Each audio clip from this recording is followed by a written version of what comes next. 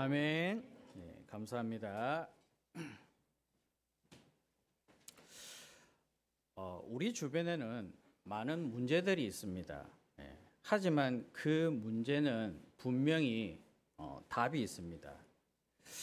그런데 답이 있는데도 불구하고 당장 답이 되지 않기 때문에 많은 사람들이 문제가 해결되었지 않다고 생각하는 경우가 많아요.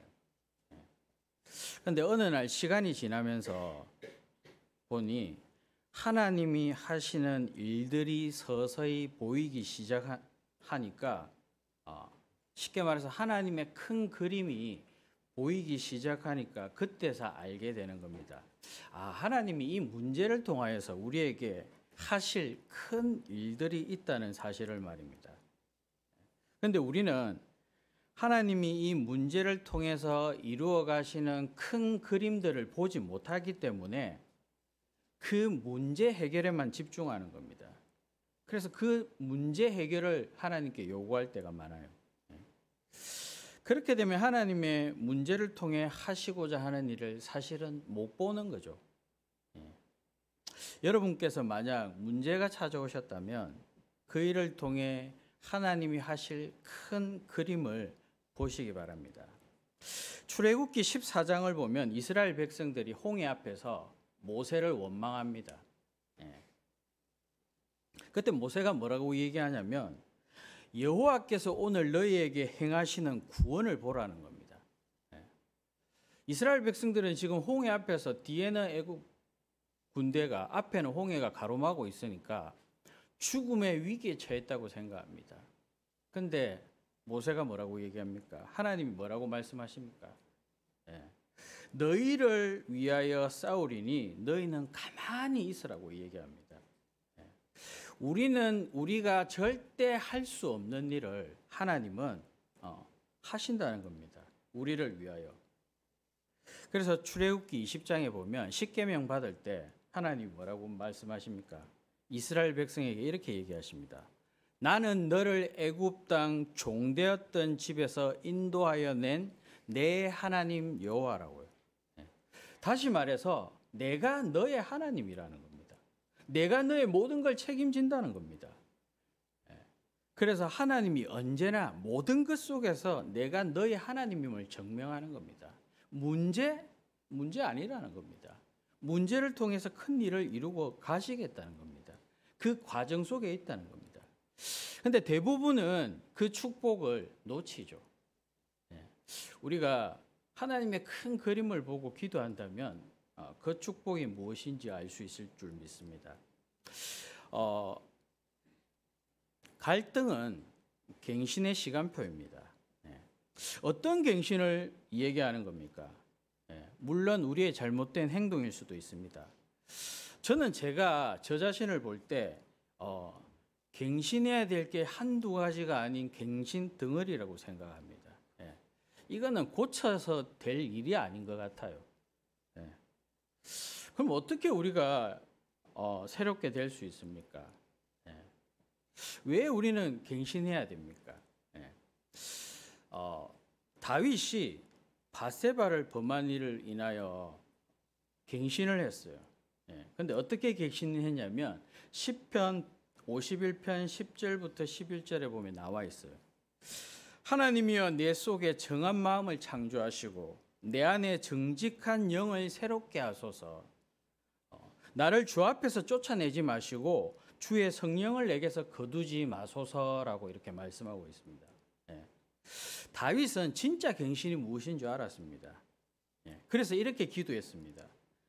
그리스도 십자가의 보혈을 통하여 내 죄를 용서하시고 우리의 심령에 성령을 보내주사 새로운 마음을 창조하게 해달라고. 그리고 내 앞에 주를 쫓아내지 말라 한 거는 나와 하나님 사이의 교제가 단절되지 않도록 성령을 거두지 말라 그랬던 겁니다. 우리 인생 최고의 갱신은 하나님의 성령께서 나에게 충만하게 역사하는 게 최고의 갱신인 줄 믿습니다. 위기는 기회라고 합니다. 분명히 예수님께서 성천하시면서 제자들에게 예루살렘 떠나지 말고 내게 들은 바 아버지께서 약속하신 거 기다리라 그랬어요. 그래서 제자들이 기다리면서 기도했습니다. 그리고 성령이 임하면 권능받고 땅끝까지 정인된다는 그 사도행전 1장 8절의 언약을 붙잡고 오로지 14절에 기도했습니다. 그 기도하는 일에 힘썼어요. 근데 말씀 그대로 마가다락방에 성령이 임하기 시작했습니다. 불같은 바람 같은 성령의 역사가 예루살렘 곳곳에 일어나기 시작했어요. 그래서 믿는 자들이 날마다 더해지는 역사가 일어났습니다. 근데 이게 무슨 일입니까? 이 스데반의 환란을 통해서 예루살렘에 있는 사람들이 위기를 느끼고 흩어지기 시작했어요. 그냥 흩어진 줄 알았는데 이게 말씀 성취였습니다. 땅끝까지 정인되는 일이 일어났어요. 복음이 유대인에게 또 이방인 헬라인에게 전거되었어요. 뿐만 아니라 사울이 돌아왔습니다. 그뿐만 아니라 세계 선교하는 안디옥 교회까지 세워졌습니다. 위기입니까? 기회죠. 언약 성취죠. 그래서 하나님의 방법은 우리가 문제 가운데 있는 것처럼 보이지만 실제 우리가 알 수 없는 하나님은 하나님이 우리를 위해서 일하시고 계신다는 겁니다. 갈등하는 것처럼 느껴지지만 실제는 이 속에 하나님이 우리와 함께하는 비밀을 누리게 하신다는 겁니다. 위기가 찾아온 것처럼 도망치는 것 같지만 실제 정인의 이정표 자리에 우리를 세우신다는 겁니다. 그런데 우리가 여기서 놓치지 말아야 될 한 가지가 있습니다. 그게 오늘 내용이고 본문입니다. 기도 없이는 대부분 문제라고 생각하기 때문입니다.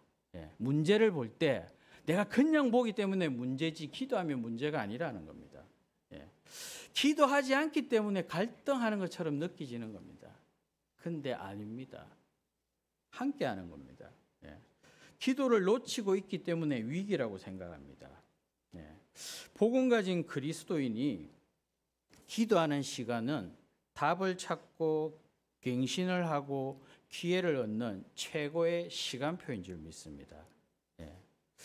오늘 본문을 보면 지금까지 이 기독교를 핍박했던 자들이 유대 종교 지도자 사내들인 공회에 의해서 이루어졌습니다. 그런데 오늘 본문을 보면 이제 종교 지도자가 아닌 정치 세력 헤롯이 이 요한의 형제 야고보를 죽이고 지금 베드로까지 오게 가두어서 죽이려고 합니다. 이 말은 그만큼 교회가 크게 성장했다는 겁니다. 또 유대교 입장에서 보면 기독교가 확장되는 게 좋을까요? 싫을까요? 싫을 수밖에 없죠. 그런데 헤롯 왕이 나타나서 유대교 편을 드는 겁니다. 왜? 자신을 지지하는 세력이 유대교이기 때문입니다. 이들과 소통하기 때문입니다. 그래서 헤롯이 이 야고보가 순교당할 때 유대교들이 너무 좋아하는 걸 보고 이 예수님 수제자 베드로를 잡아 죽이려고 그러는 겁니다. 그래서 교회를 말살시키려는 겁니다. 이때 누가 예루살렘 교회가 베드로를 놓고 간절히 기도하는 기도 속에 있는 겁니다. 그래서 이 위기 속에서 하나님이 어떻게 역사하셨습니까? 오늘 본문에 보면 5절에 보면 베드로를 위하여 예루살렘 교회가 기도했다 그랬습니다. 어디서요? 나중에 나오겠지만 마리아 집 요한의 어머니라는 이 집에서 기도했다는 겁니다. 이 간절히 기도했다는 말을 원어로 좀 이렇게 보면 하나님께 쉬지 않고 계속적으로 기도했다는 겁니다. 쉽게 말해서 예루살렘 교회가 지금 다른 방법을 찾아서 이런저런 방법을 찾아서 베드로를 어떻게 구출해낼까 이거 하지 않고 뭐 했다고요? 기도했다는 겁니다. 근데 이미 초대교회 마가다락방에 성령이 임한 이 성령의 역사를 체험한 이 성도들은 기도가 뭔지 체험을 해버렸어요. 그래서 이게 최고의 축복이라는 걸 알고 있었습니다. 그래서 기도했다는 겁니다. 근데 그 기도의 배경 속에 누가 있습니까? 베드로가 있었잖아요. 그죠? 예. 정작 위기 속에 있는 베드로는 지금 밤에 뭐 하고 있습니까? 밤에 자죠. 그죠? 자고 있다는 겁니다. 근데 아무리 밤이어도 지금 죽음의 위기 속에 있는데 잠이 옵니까? 근데 베드로의 믿음인지는 모르겠지만 베드로가 지금 어디에 있습니까? 예루살렘 교회에 기도하는 그 기도의 배경 속에 있어요. 자고 있다는 겁니다. 예. 베드로의 양팔에는 지금 쇠사슬이 묶였어요. 이쪽에도 한 사람, 이쪽에도 한 사람. 그리고 누워서 잔다는 겁니다. 여러분 잠 오겠습니까? 그냥 감옥에만 있어도 잠 안 올 것 같은데. 예. 그 가운데 옥 밖에는 지금 두 사람이 지키고 있어요. 예. 근데 무슨 일이 일어났습니까 지금? 주의 사자가 베드로를 깨웁니다. 예. 그런데 쇠사슬이 풀려요. 예. 천사가 뭐라고 얘기합니까? 띠를 띠고 신을 신어라. 겉옷을 입어라. 그리고 나를 따라오라 그럽니다. 예. 철창문을 나가니까 첫 파수, 두 번째 파수를 그냥 지나가는 겁니다. 예. 그리고 시내로 통하는 철문이, 옥문이 열리는 겁니다. 베드로 어디로 갑니까? 이 마가라 하는 요한의 어머니 마리아의 집에 도착합니다. 근데 문을 두드려요. 예. 근데 그곳에 로데라는 여자아이가 있었어요. 이 베드로의 음성을 듣고 베드로가 왔다고 안에 기도하는 사람들에게 얘기하니 아무도 믿지 않는 겁니다. 예. 실제 문을 열어보니 누가 왔어요? 지금 베드로가 온 겁니다. 예. 난리가 났겠죠. 소리 지르고. 근데 베드로가 뭐라고 얘기합니까? 조용히 해라 그럽니다. 그러면서 주께서 자기를 옥에서 어떻게 이끌어냈는지 이 얘기하면서 그 기적들을 얘기합니다. 근데 그 기적들을 야고보와 그 형제들에게 전하라고 얘기합니다. 그리고 베드로를 옥에 갇혀서 가두어 죽이려 했던 이 헤롯이 충이 먹어 죽는 겁니다. 예. 여러분 한번 생각해 보십시오. 예루살렘 교회가 지금 무엇을 했습니까? 도대체 무엇을 했길래 베드로에게 이런 기적이 일어났습니까? 예. 기도만 했는데 이런 엄청난 기적이 일어났어요. 예. 실제로 예루살렘 교회가 간절히 기도했는데 자기들이 이런 일이 일어날지 상상하지도 못했다는 겁니다. 반응을 보면 알지 않습니까? 15절에 그 로레라는 아이에게 뭐라고 얘기합니까? 내가 미쳤다고 얘기했습니다. 예. 근데 실제 기도하고 이런 일들이 일어났어요. 예. 그뿐만 아니라 이 기도의 비밀을 함께 한 자들이 있습니다. 예. 야고보와 그 형제들에게 전하라는 것 말고 누가 함께 했습니까? 사도행전 11장 29절 30절 보면 안디옥 교회가 바나바와 사울 손에 의해서 예루살렘 교회에 뭐하러 보냅니까? 부주하라고 보냅니다. 그죠? 네. 그 일이 똑같이 사도행전 12장 25절에 보면 이렇게 나와 있습니다. 바나바와 사울이 부조하는 일을 마치고 마가라 하는 요한을 데리고 예루살렘에 돌아오니라. 예. 11절, 29절, 30절에 있죠. 왔다고 했죠. 그런데 25절에 12장 25절에 갔다 그랬죠. 그럼 이 일이 언제 일어났다는 겁니까? 예. 바나바와 사울이 부조하러 예루살렘에 왔을 때 일어났다는 얘기입니다. 예. 그 일어난 사건을 이 예루살렘이 기도하고 실제 일이 일어난 것들 누구한테 듣습니까? 12절에 보면 마가라 하는 요한의 어머니 집이니까 여기 누가 있습니까? 요한이 있었잖아요. 요한이 누굽니까? 바나바의 조카 아닙니까? 근데 여기 25절에 보면 누구를 데리고 갑니까? 바나바와 사울이 부조하는 일을 마치고 마가라 하는 요한을 데리고 예루살렘으로 돌아가니라 그러지 않습니까? 이 일을 들어요. 예. 기도하는 성도를 통해서 어떤 일이 일어났는지 그 기적들을 들을 수밖에 없겠죠. 예. 사실 우리가 현장에서 이런 일들을 보고 듣는 사람의 입장에서 이 기도 어떻게 생각할까요? 그냥 우리가 성경을 보니까 기도에서 이런 기적이 일어났다. 그 정도가 아닙니다. 이미 초대교회 사람들은 마가다락방, 오순절, 성령을 체험한 사람들입니다. 맛본 사람들입니다. 다시 말해서 영적 세계를 아는 사람들입니다. 우리가 보통 싸우지 않고 이긴다 이런 말을 많이 해요. 그죠? 메시지 많이 들으셨죠? 어떻게 싸우지 않고 이길 수가 있습니까? 또 이겨놓고 싸운다 이런 표현을 할 때도 있습니다. 싸우지 않았는데 어떻게 이겨놓고 싸운다고 할 수 있습니까?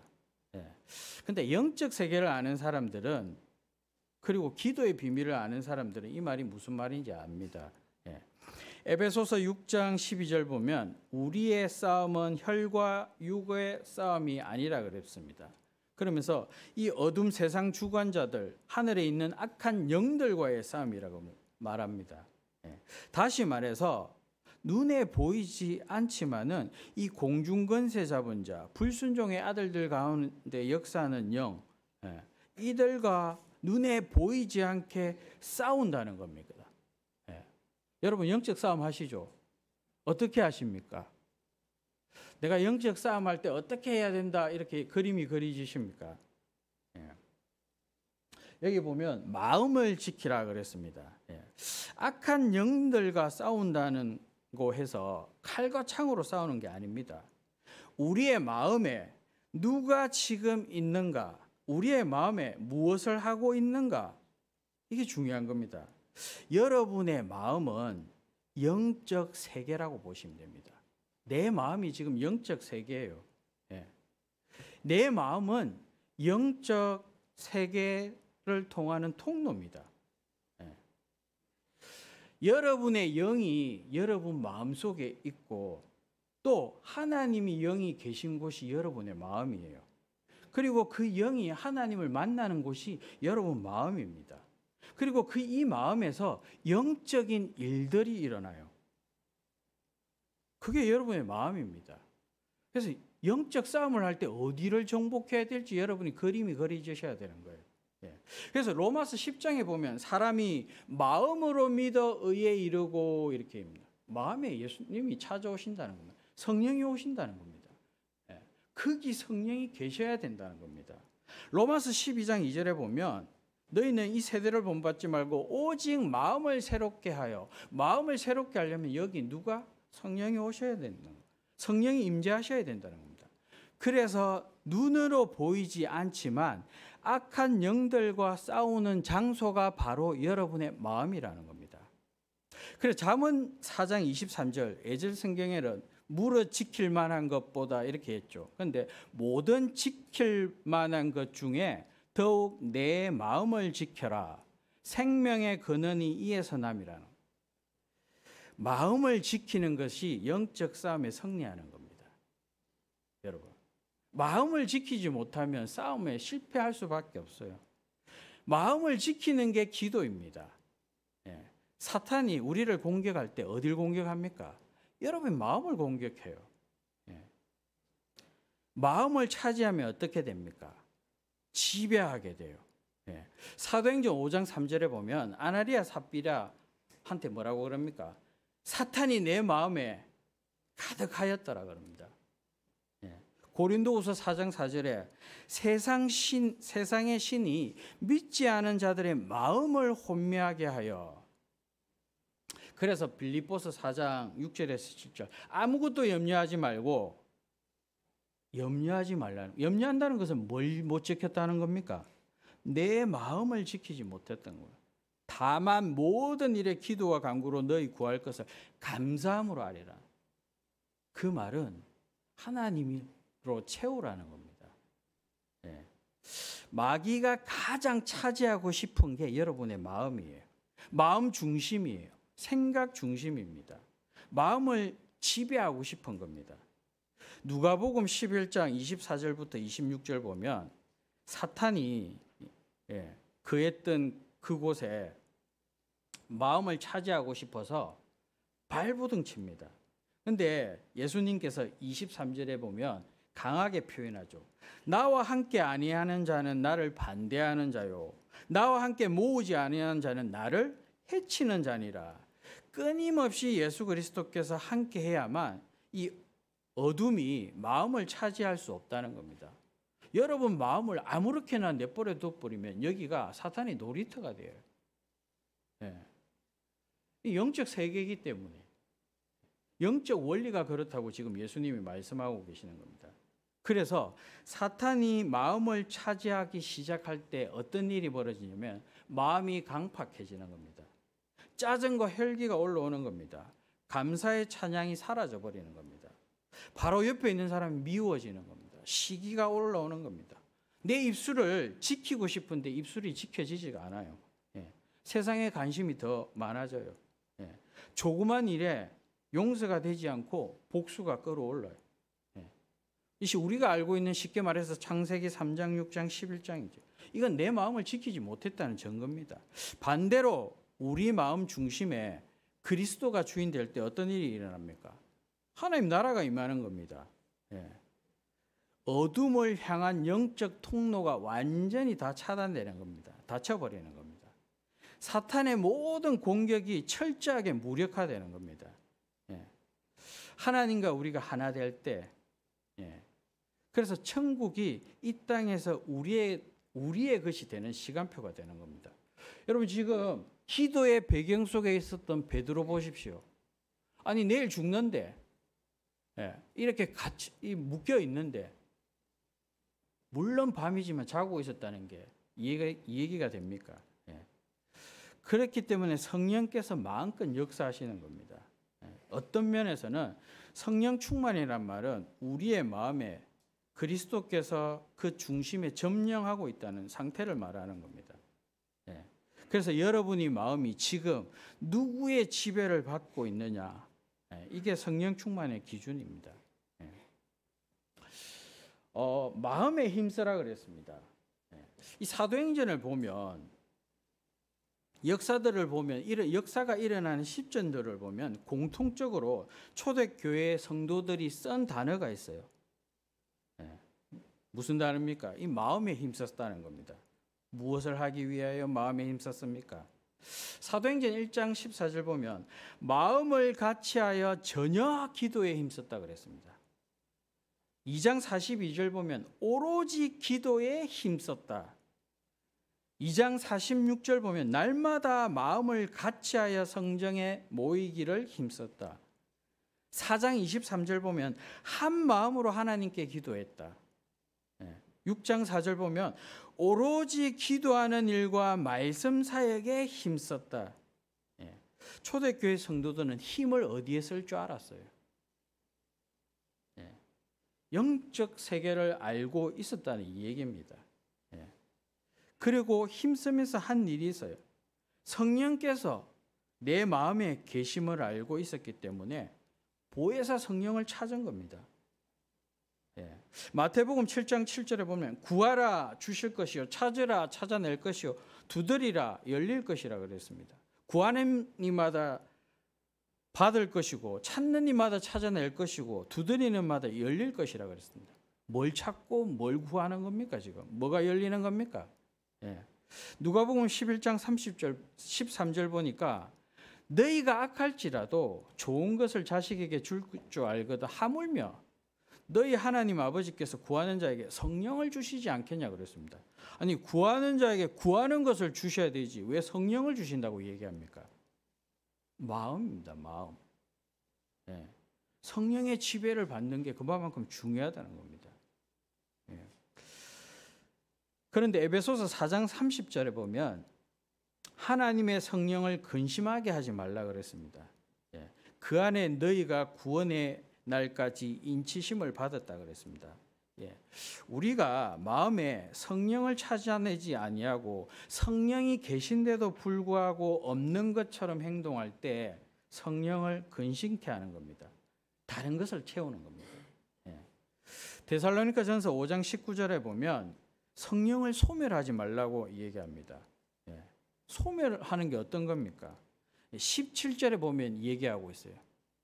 쉬지 말고 기도하라는 겁니다. 기도하지 않는 게 성령 소멸한다는 겁니다. 없는 것처럼 여기니까요. 예. 그리고 그 다음 절에 보면 이것이 너희를 향한 하나님의 뜻이라는 겁니다. 하나님의 뜻은 우리 마음속에 항상 하나님과 함께하기를 원하시는 겁니다. 왜? 그래야 사탄 마귀 귀신이 지배하지 않기 때문입니다. 그러면서 영적 세계를 아는 자는 뭘 하고 있습니까? 성령을 의지한다는 겁니다. 성령께서 우리에게 어떻게 하시기 때문입니까? 보호하고 은혜 주시고 가르치고 생각나게 하신다는 겁니다. 그래야만 그분이 나를 뭐 하십니까? 인도합니다. 그래야 내 눈앞에 지금 일어나는 일들 속에 성령의 인도를 받을 수 있는 겁니다. 우리 눈으로 보는 거, 귀로 듣는 거, 피부로 느끼는 많은 상황과 환경, 이 갈등, 문제, 위기 속에 그걸 그대로 받아들이면 어떻게 된다는 겁니까? 성령의 인도를 받지 못한다는 겁니다. 불신앙할 수밖에 없고 불순종할 수밖에 없고 염려에 빠질 수밖에 없기 때문입니다. 그래서 이 영적 세계를 아는 자들은 영적 싸움을 했습니다. 그럼 영적 싸움 어떻게 하는 겁니까? 이 사탄의 속성이 우리와 하나님과의 모든 관계를 파괴시키고 단절시키는 걸 최고의 목적으로 둡니다. 그래서 예수님이 우리에게 뭐라고 얘기하십니까? 세상 끝날까지 내가 너희와 함께 하시겠다. 내 이름으로 무엇이든지 기도하면 내가 응답하겠다는 겁니다.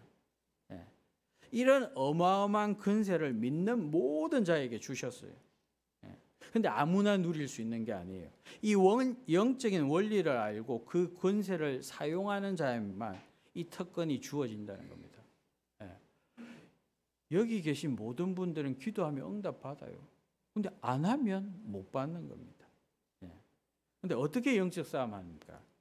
그리스도가 마음의 주인 되어야 된다는 겁니다. 내 마음의 주인 되지 않으면 여기 누가 들어온다는 겁니까? 다른 것들이 마음을 차지하면 안 된다는 겁니다.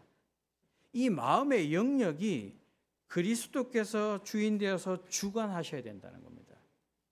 그래서 하나님의 말씀이 내 안에 잘 박힌 못처럼 내 생각과 마음과 영혼, 몸 역사하달라고 여러분이 기도하셔야 돼요. 그게 영적 싸움하는 겁니다. 아무거나 담지 말라니까요.